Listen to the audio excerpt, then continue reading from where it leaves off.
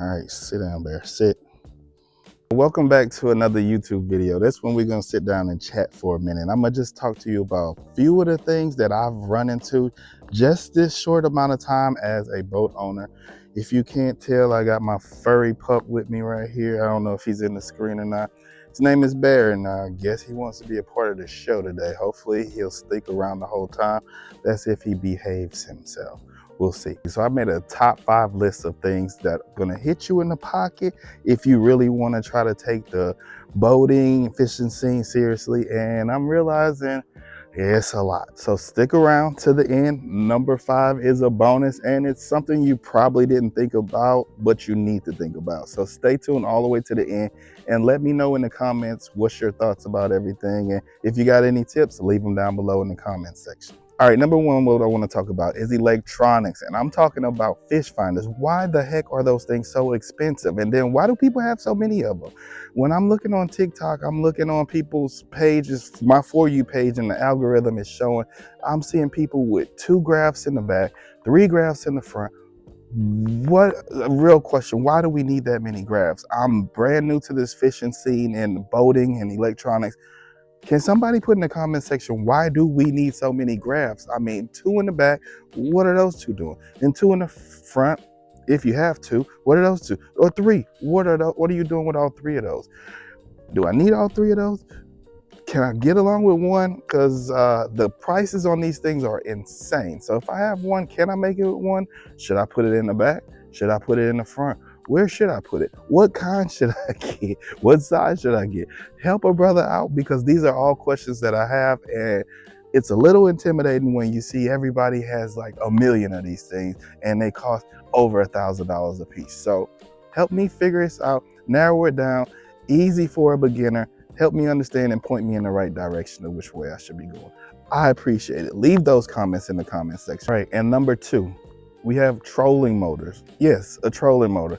So I'm trying to think of everything that I'm gonna need to go fishing with. And of course, everything that I'm seeing is get a trolling motor with a spot lock at that. If you're a bass fisherman, you're probably thinking that's what you were gonna tell me when I mentioned trolling motor. The wind is a little high, guys, so if you hear the wind in the mic, sorry about that. I am outside trying to film a video in the backyard. So just hang tight with me, bear with me. Hopefully it comes out good. But anyway, back to what I was saying. A trolling motor with a spot lock. Those things are expensive also. They probably get you close to probably over $1,000 if you buy it brand new. Or if you're buying it off marketplace, you could probably get it for a little bit below that.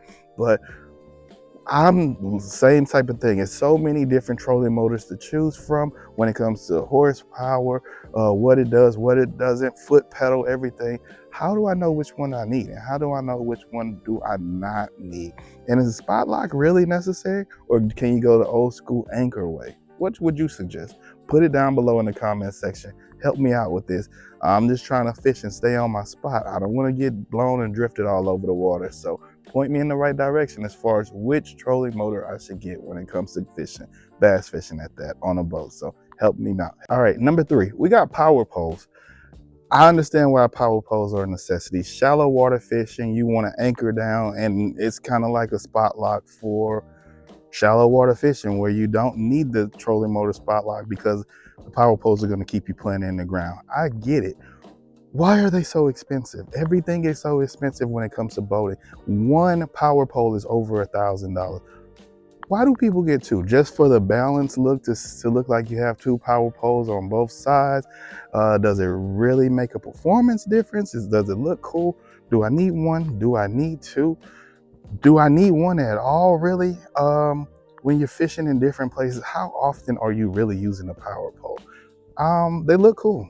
They make the boat, it just kind of gives it that look that you got bass boats, you know, you see everybody with the 2 power poles. I want them too. It's a good look. I appreciate the look. But it's expensive. Just trying to see, do I need those? Can I push that off a little bit? Is it important? Is it not important? Do we have an alternative if we don't use power poles? What can we do? Anchor system again? Old school anchor? Spot lock for shallow water? Give me your recommendations. Let me know what you're thinking. But power poles, man, add to the list when you're talking about things that are going to be expensive and you want talking bass fishing, you got to consider power poles. So power poles, if you got any suggestions, leave them in the comments. Number 4, outboard motors. Oh my God. Same thing like any other one. They have so many options for you to choose from. Big ones, small ones, trusted brands, brands that we know, brands that we may have not heard about before. I'm looking online, I see people with these big brand new ones for the 2026s and all of that, and those things look amazing. And then I see people who kind of stick to the traditional nostalgic ways, and they got the old school motors. It's kind of like, I guess, having an old school truck or old school car that you've hooked up and get that thing running good. Some people like the sound of that. So I guess it's kind of what works best for you. But when it comes to an outboard motor, if I have one on my boat already, and it's pretty good, I got a 70 horsepower, dual stroke, double stroke outboard motor. It works for me. Do I need to upgrade? Is it just kind of more of a cosmetic thing? Like, not cosmetic, but performance. Like, is it something that I really need? Am I really going to need the more power to get to my fishing spots? I'm not necessarily interested in just mailing it across the water at 100 miles an hour. I just need something that's going to get me from point A to point B. Do I need a new outboard motor or just stick where I'm at? I feel like I should probably just stick where I'm at.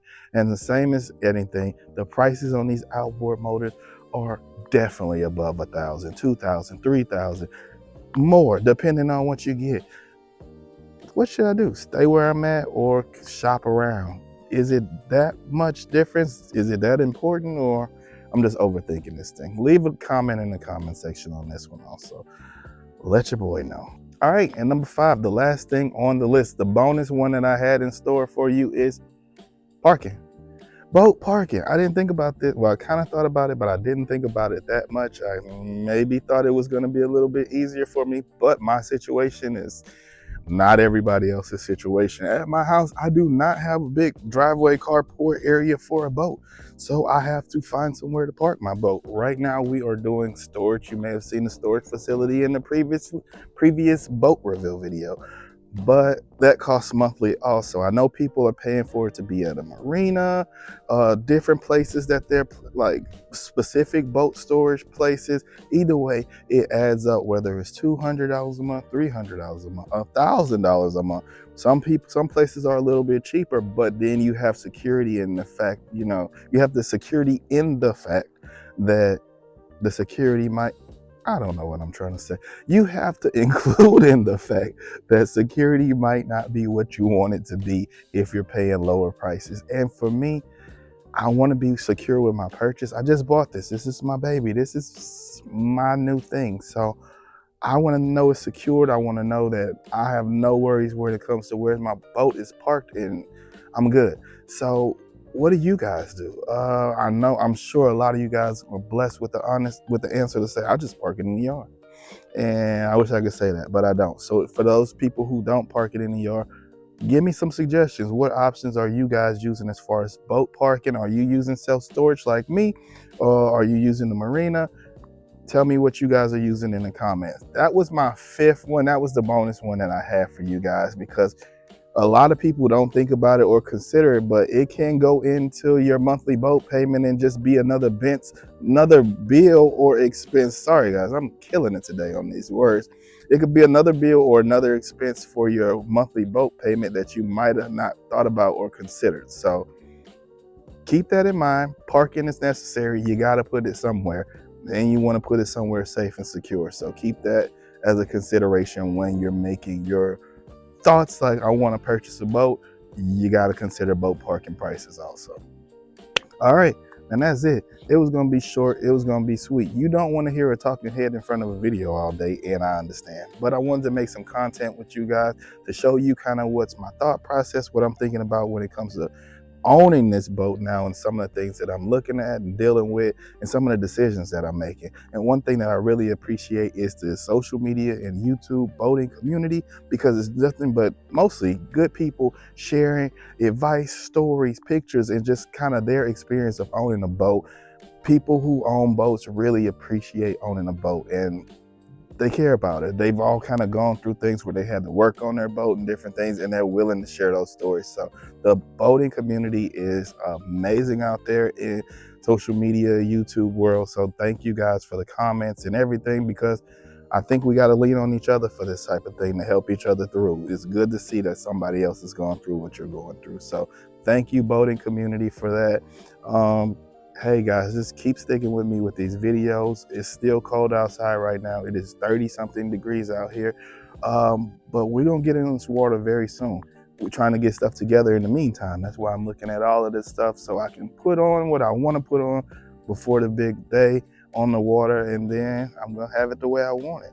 So let me know if there's anything that I missed, something that you would add to it. If you saw the video below, if it's something that you would do differently after hearing me talk, put it in the comments and let me know just some things that you would do to the boat. Or if it's good, tell me it's good, and we'll go from there and just kind of get ready and bunker down and get our fishing supplies. That's another thing. We got to get our fishing supplies ready. So we're going to also get those ready soon so we can hit the water and be prepared from A to Z. All right, guys.